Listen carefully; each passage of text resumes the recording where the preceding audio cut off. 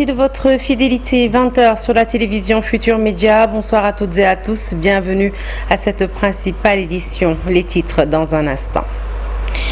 Assemblée nationale, séance de questions d'actualité au gouvernement, 10 questions au total, dont 8 pour les députés de la majorité et 2 pour ceux de l'opposition. Ces derniers jugent peu le nombre de questions autorisées à poser, même s'ils admettent que la démarche demeure conforme aux dispositions du règlement intérieur. La finance islamique érigée en modèle pour régir les transactions financières, une recommandation de Mansour Ndiaye, l'expert en microfinance, affirme qu'il s'agit là du meilleur mécanisme pour sécuriser les deniers publics, vous l'entendrez au cours de ce journal. Vers une consolidation des apports des chambres de commerce régionales, un impératif pour permettre au Sénégal de continuer à capter les frais des pays frontaliers. La directrice du Conseil sénégalais des chargeurs nous en dit plus au cours de cette édition. Enfin, elles étaient nombreuses, ces personnalités, à témoigner compassion et empathie à la famille Ndour suite au rappel à Dieu de l'âge Eliman Ndour. Sa demeure, Sisa Sacré-Cœur, a refusé du monde ce vendredi. Youssou Ndour, l'aîné de la famille, a pris l'engagement d'accompagner la mairie de Khombole, la terre où repose désormais son défunt père. Voilà pour les titres. Le développement, c'est dans un instant.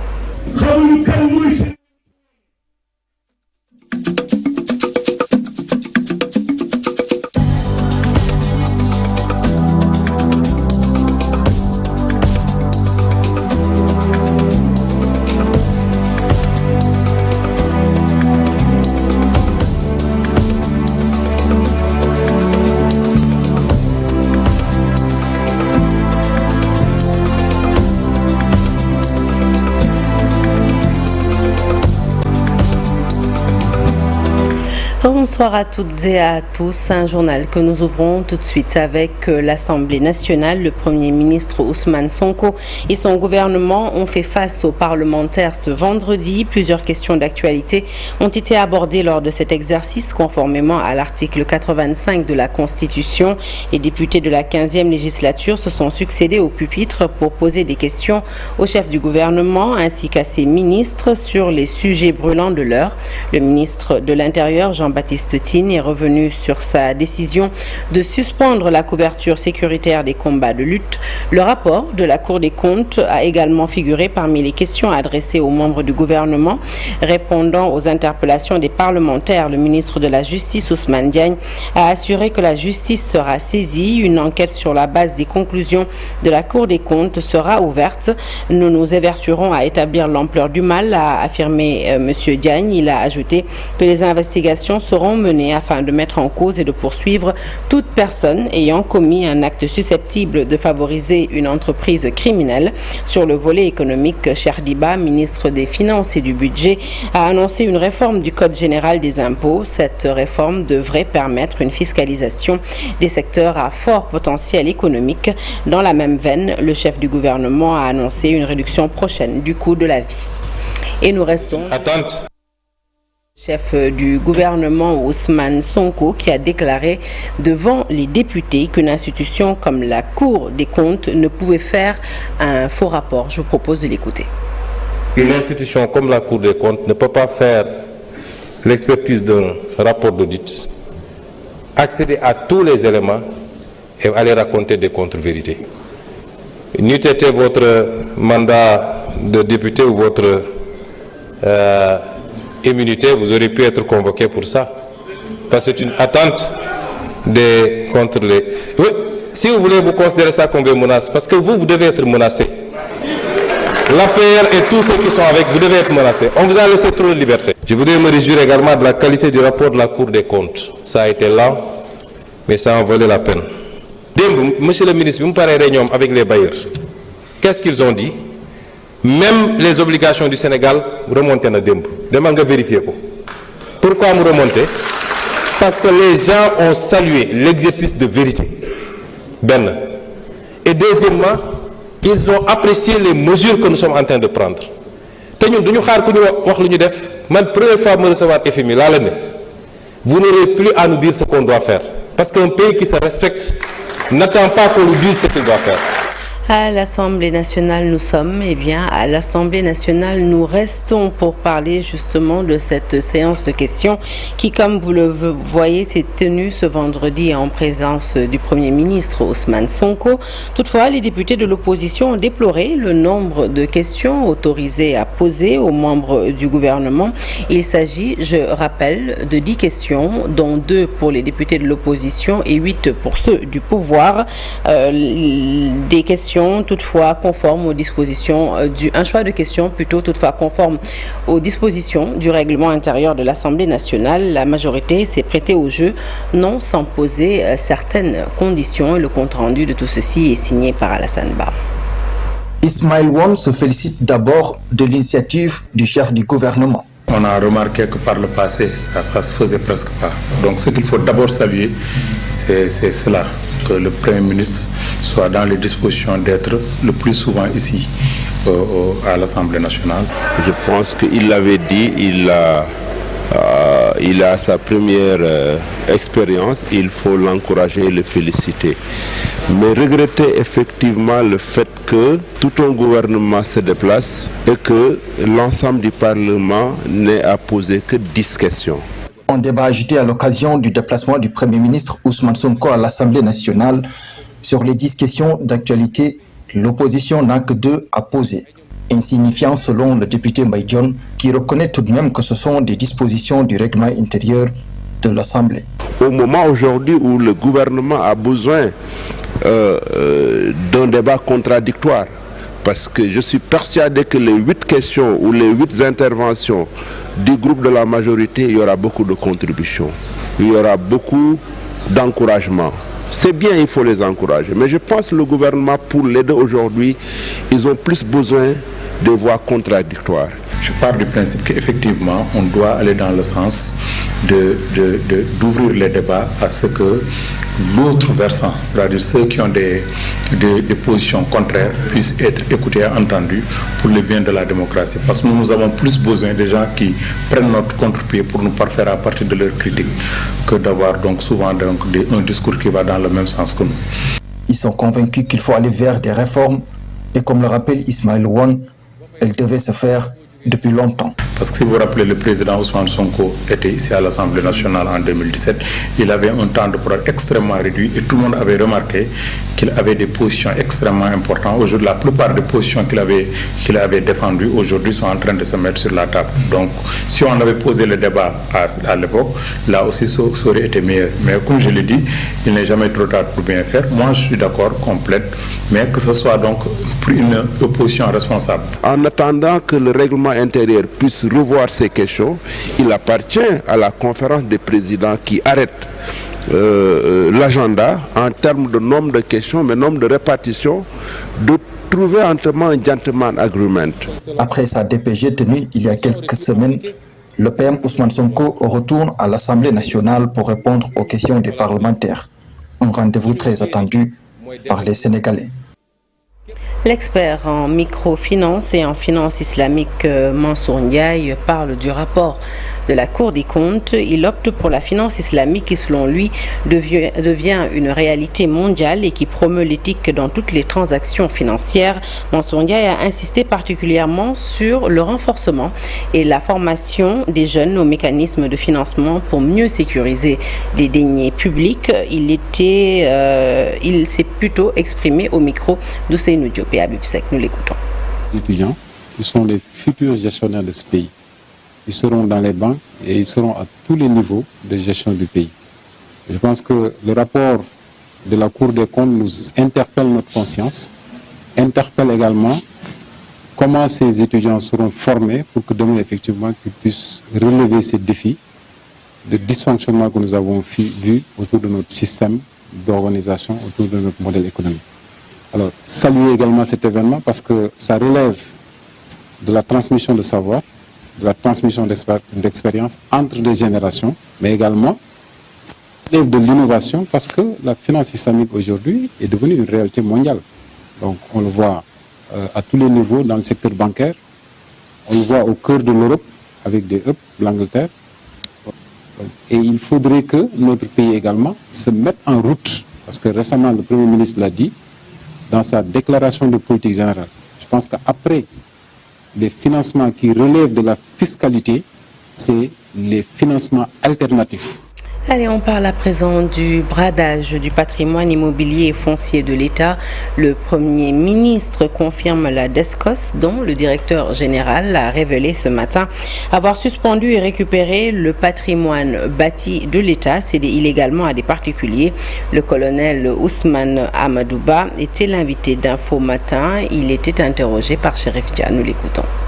Depuis quelques temps, on a commencé à rendre aux gens qui avaient bien acquis leur terrain, leurs droits, et qui ont commencé d'ailleurs à construire, ainsi de suite. Et j'exerce d'ailleurs à tout le monde à venir déposer sa demande de quitus pour que, en tout cas, tous les ayants droit puissent donc recouvrer leurs droits et continuer. Les dépôts, je dois dire que les dépôts tournent autour de 60%. Maintenant, les quitus donnés aussi autour de 40% suivant les lotissements. Sauf peut-être dans le bourgade qu'on vient juste de commencer, peut-être la bande de Guédiawaye. Mais ça se poursuit et bon, je pense que bientôt, en tout cas, tous les ayants droit, tous ceux qui ont acquis leur légitimement, leur titre, donc vont les recouvrer. Bon, c'est remercier déjà au passage le directeur général de la SOGEPA avec qui on a travaillé en étroite collaboration. Parce qu'on les a aidés dans le recouvrement quand même, mais l'identification même de certaines assiettes en rapport bien sûr avec les domaines et surtout avec les cadastres, on est allé sur le terrain un peu partout. Et donc certains immeubles qui avaient fait l'objet d'aliénation ou bien en tout cas de location dans des conditions assez pas nettes, donc ça nous a permis de les trouver, de leur faire des rapports et aussi de eux qu'ils les prennent en compte.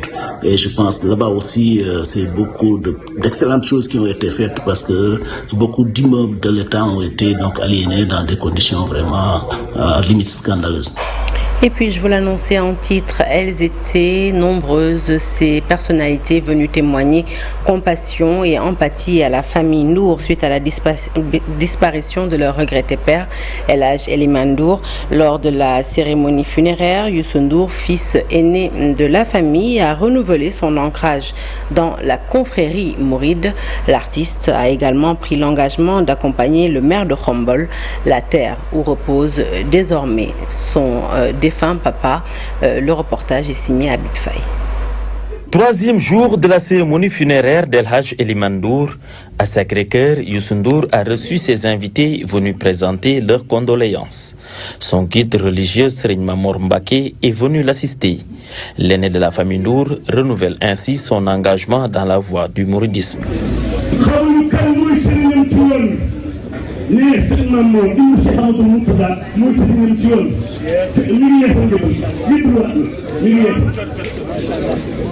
Les autorités n'ont pas manqué à l'appel.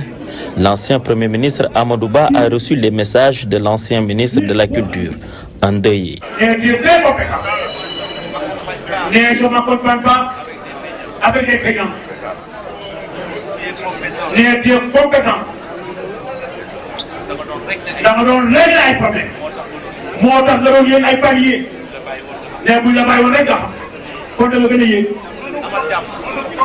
El Hadj Eliman Ndour laisse derrière lui un héritage à protéger. Je suis un ami de la famille Ndour, c'est vrai, mais j'ai connu Ndeye Sokhna Mboup qui est une mère pour moi déjà depuis très très longtemps. Bien sûr, aujourd'hui, c'est les relations avec ceux qui sont connus, avec Boba et les autres. Et je suis venu témoigner de mon amitié, de ma compassion avec cette famille. Et je suis vraiment peiné parce que tout le monde sait que le vieux Eliman Ndour était un sage. Donc nous avons perdu un baobab. On dit qu'en Afrique, quand un vieillard meurt, c'est une bibliothèque qui brûle. Et bien c'est le cas aujourd'hui.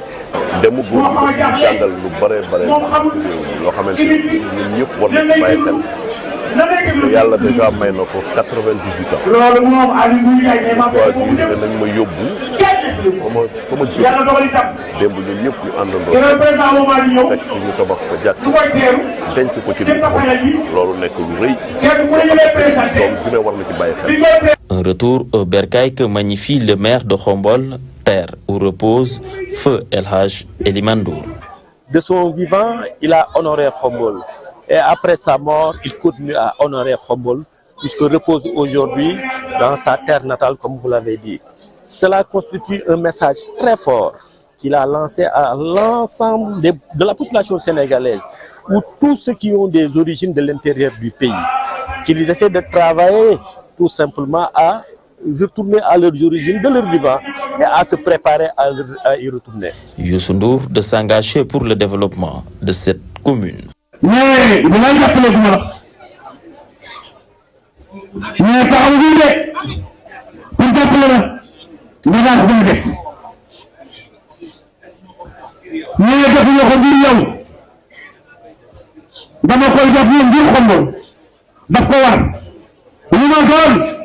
benn parti bi foofu la jógee mooy sama cosaan sama baay bi ma jur mais doom rek ñu ko yóbbu Xombol kon su ma la waxee loolu lan la ko gëm danañ ci taxaw bu baax a baax. Ont effectué le déplacement pour manifester leur compassion à la famille de Youssou Ndour, endeuillée suite au rappel à Dieu. Il y a 60 ans, le Sénégal et le Maroc signaient une convention d'établissement conclue entre les défunts rois Hassan II et le président Léopold Sédar Senghor, une convention permettant aux deux peuples de jouir d'un statut particulier entre leurs deux États. Cette année, cette convention sera célébrée à travers des conférences, mais aussi des symposiums. Patou Bintou Conté et Mohamed Dian signent le compte-rendu. Pendant 60 ans, une convention d'établissement lie le Maroc au Sénégal, conclue entre les deux peuples au temps du roi Hassan II et de Léopold Sédar Senghor. Cette convention d'établissement raffermissait les relations maroco-sénégalaises. Cette convention, signée il y a 60 ans, sous l'impulsion visionnaire de ces deux chefs d'État, des chefs d'État d'exception, mais aussi deux frères, Feu Sa Majesté Hassan II et le président Léopold Sédar Senghor. C'est le symbole vivant d'une fraternité sincère, solidaire et indéfectible, mais surtout d'un destin commun dont nos deux pays croient fermement. À cette convention, le Marocain sur le sol sénégalais jouit d'un statut particulier et vice-versa. Depuis que le Sénégalais a les mêmes droits qu'un Marocain au Maroc et vice-versa. Et cela est tout à fait exceptionnel. Et cette convention-ci montre la profondeur des relations. Cette convention, in fine, n'est que la matérialisation des relations historiques qui sont naturelles, qui sont humaines, qui sont forgées depuis les Almoravides et depuis toutes les dynasties qui sont passées au Maroc jusqu'à présent. Un document qui mérite vulgarisation pour que tout le monde en bénéficie. Il est temps de vulgariser cette convention qui est peu connue du grand public et même des experts. C'est pour cela que nous avons pris cette initiative d'étendre les activités sur une année entière afin d'en parler dans les universités, dans les écoles, afin d'en parler avec les experts, les hommes d'affaires qui se sont manifestés avec un grand intérêt pour nous accompagner dans cette initiative-là afin que les nouvelles générations, les Sénégalais comme les Marocains puissent bénéficier pleinement de ces facilités. Durant toute l'année, les 60 ans de la Convention seront célébrés avec au menu des conférences, symposiums pour que l'axe Dakar-Rabat puisse inspirer le continent. Allez, direction Séguel-Thioune dans la commune de Darou Khoudoss, le département de Tivaouane. Sur place, un conflit foncier oppose agriculteurs à un promoteur immobilier. Les agriculteurs estiment que ce promoteur veut mettre la main sur 600 hectares de leurs terres. Ils interpellent les autorités et demandent que justice soit faite. Nous écoutons Fallou Thioune, imam de Séguel-Thioune, au micro de Cheikh Anta Diop. Et l'on me fait signe que l'élément n'est pas disponible. Nous y reviendrons certainement dans nos prochaines interventions. Atelier de partage sur le nouveau référentiel Vision 2059. Le gouverneur de la région de Diourbel a invité les maires de la région à adapter leurs documents de planification à la nouvelle vision des autorités. Ibrahim Fall a annoncé dans la foulée le démarrage des travaux de l'autoroute de l'eau ainsi que l'implantation d'une nouvelle zone industrielle à Touré-Mondé. Ibrahim Fall, gouverneur de région, que nous écouterons certainement dans nos prochaines éditions également.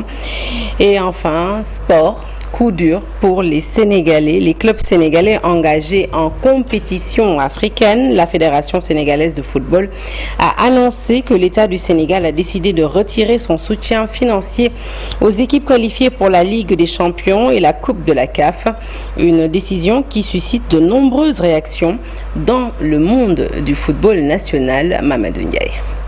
Un nouveau défi pour le football sénégalais. Jusqu'ici, l'État soutenait financièrement les clubs qualifiés pour les compétitions africaines, notamment en prenant en charge une partie des déplacements et des primes. Mais cette époque semble révolue. L'État du Sénégal a décidé de retirer son financement aux clubs engagés dans les compétitions interclubs de la CAF. Quand on parle de l'équipe nationale, on ne parle pas de l'équipe nationale A seulement. J'ose espérer que le ministère des Sports parle et des U20, des U17, des U23, des équipes nationales féminines, etc., etc. Le cas échéant, ça signifierait tout simplement que la Fédération sénégalaise de football, pour ce qui la concerne en tout cas, serait capable, elle aussi, donc, de prendre, d'aider tout simplement ou bien continuer à appuyer les clubs africains, les clubs sénégalais qualifiés dans les compétitions interclubs de la CAF.